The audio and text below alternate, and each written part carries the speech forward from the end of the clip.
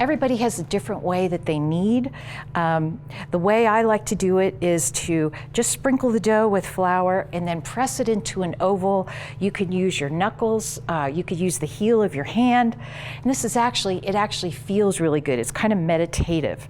So I fold it in half, I turn it a quarter turn, and when you do that, you just make sure there's enough flour under it, and you just keep doing the same thing with your knuckles or with the heel of your hand, and press it into another oval, fold it in half, turn it a quarter of a turn, make sure you got enough flour underneath it, and then just keep on.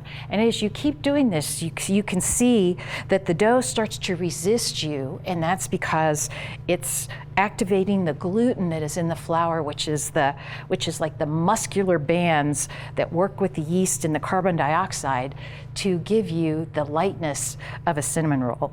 So I'm not adding extra flour because you only add what you really need so that it's not sticky. So fold this in half, turn it a quarter turn, and we're going to keep going. And usually in about 4 to 6 minutes of kneading, you've got the dough to the point that you need it to be. And that is, you can test it by putting your finger or your knuckle in the dough, and if it bounces back like a pillow, you've kneaded it enough. Not an old pillow that your head kind of sinks into, and not a very firm pillow that just bounces back right away, but something kind of in the middle. All right, so our dough is really getting there. As you could see, we can't put it into an oval like we did before. It's kind of doing its own thing. So we'll give it a whirl. We'll see if it's ready. I'm going to test it right now with the knuckle of my hand, or you could do it with your finger.